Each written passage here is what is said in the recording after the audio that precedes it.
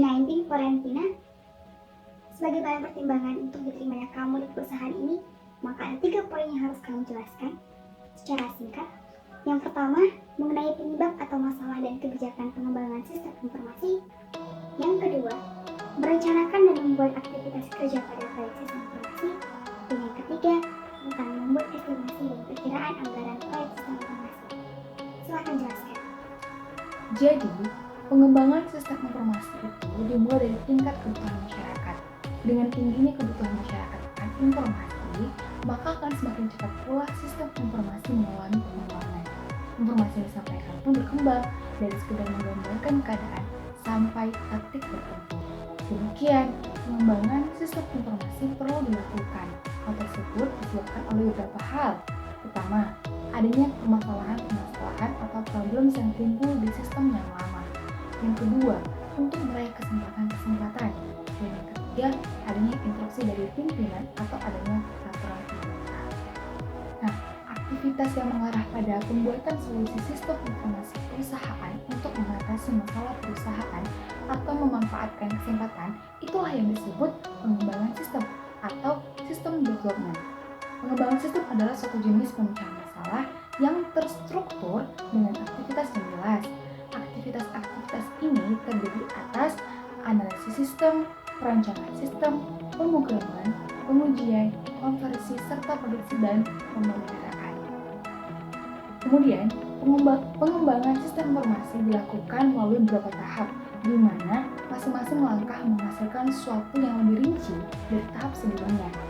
Tahap awal dari pengembangan sistem itu umumnya dimulai dengan mendeskripsikan kebutuhan pengguna dari sisi pendekatan sistem rencana strategik yang bersifat makro.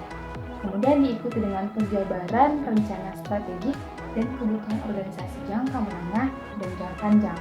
Lazimnya untuk periode 3-5 tahun. Perlu diketahui juga bahwa sistem informasi bertumbuh dari proses pemecahan masalah organisasional. Sebuah sistem informasi baru diciptakan sebagai solusi untuk beberapa jenis masalah atau sekumpulan masalah yang dihadapi perusahaan. Masalahnya mungkin adalah kita misalkan seorang manajer atau karyawan menyadari bahwa perusahaannya sedang tidak berjalan. Demikian, perusahaan seharusnya mengambil keuntungan dari kesempatan-kesempatan baru untuk menjadi sukses. Mengapa perencanaan? Suatu proyek dapat berjalan dengan baik dan sesuai dengan waktu yang telah ditentukan, itu membutuhkan suatu sistem yang dapat menjaga agar kerjasama dalam suatu proyek itu berjalan dengan baik. Nah, untuk menciptakan suatu kerjasama yang baik, dibutuhkan suatu sistem yang disebut manajemen proyek. Manajemen proyek bertugas untuk merencanakan, mengorganisir, memimpin, dan mengendalikan sumber daya perusahaan agar dapat mencapai tujuan proyek. Secara garis besarnya, konsep manajemen proyek bertujuan untuk menciptakan keterkaitan yang erat antara perencanaan dan pengendalian. Siklus hidup proyek minimal memiliki 4 tahap yang harus dilalui, yaitu inisiasi proyek, perencanaan, pengontrolan, dan penutupan.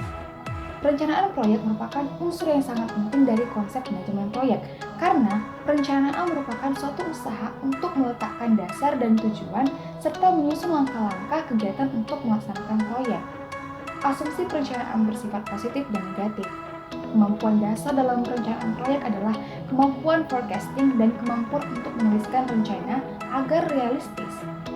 Skill atau keahlian dalam manajemen proyek meliputi the project management body of knowledge, application area knowledge, standard and regulation, project environmental knowledge, general management knowledge, and skill, soft skill or human relation skill.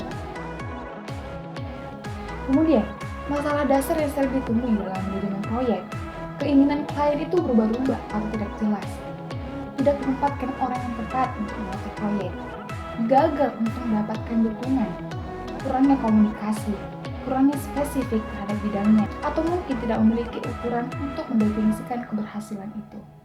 Makanya, pentinglah dalam suatu proyek itu adanya penjadwalan, di mana kita bisa menentukan durasi total yang dibutuhkan untuk menyelesaikan proyek, menentukan waktu pelaksanaan dari masing-masing kegiatan, dan juga sebagai alat pengendalian proyek. Untuk Untuk metode penjadwalan, itu ada Gantt chart atau diagram balok, jaringan PERT, metode lintasan kritis atau CPM, Precedence Diagram Method atau PDM. Estimasi biaya dan penganggaran proyek. Salah satu hal penting dalam pembuatan proposal proyek adalah estimasi dan penganggaran. Penting karena jika estimasi biaya dilakukan dengan kurang hati-hati sehingga menghasilkan perkiraan biaya yang terlalu tinggi, maka akan berakibat perusahaan akan kalah bersaing dengan perusahaan yang lain yang menawarkan harga lebih rendah dengan kualitas yang sepadan. Sebaliknya, bila estimasi biaya yang dilakukan ternyata terlalu rendah, maka meski menang dalam tender, namun dalam pelaksanaannya dapat mengalami kesulitan pendanaan yang dapat berujung pada tidak selesainya proyek dan kehilangan kepercayaan dari mereka yang memberikan proyek.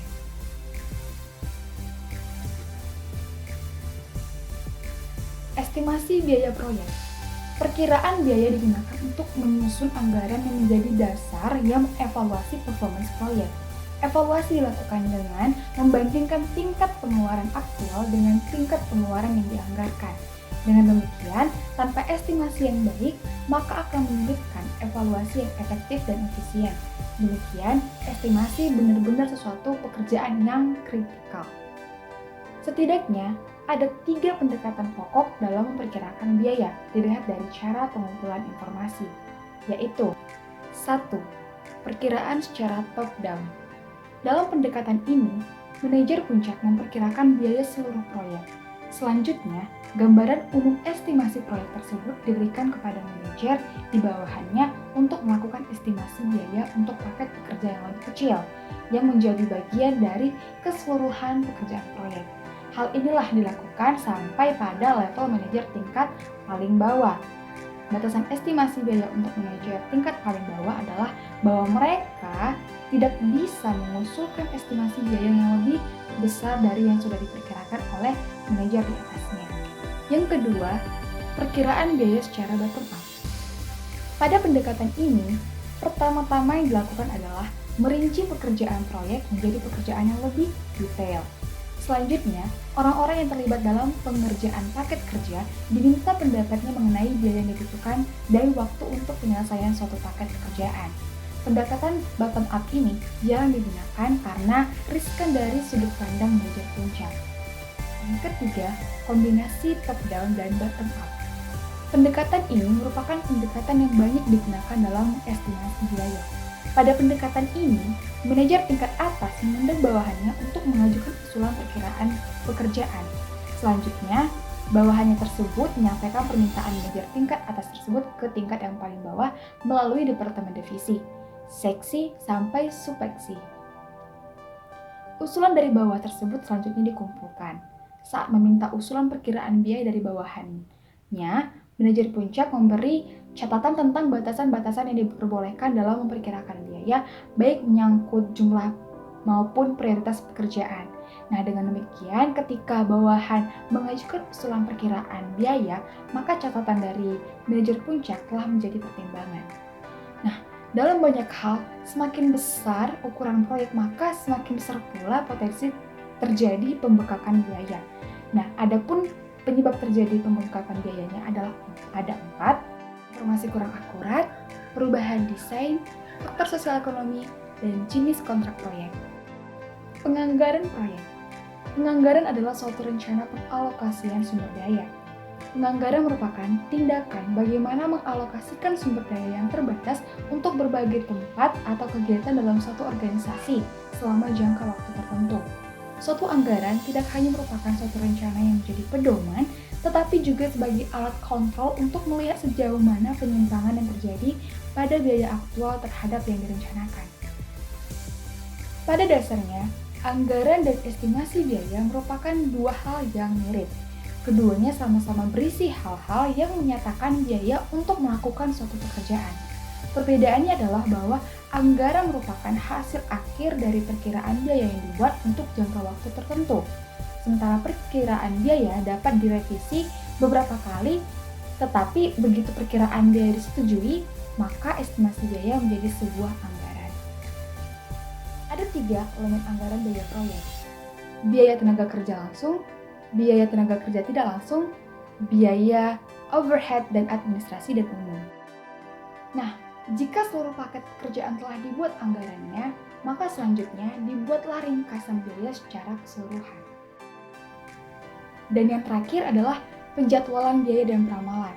Salah satu pertanyaan penting dalam mengelola proyek terkait dengan biaya adalah seberapa besar dana diperlukan untuk membiayai proyek dan kapan dana itu dibutuhkan untuk membayar biaya.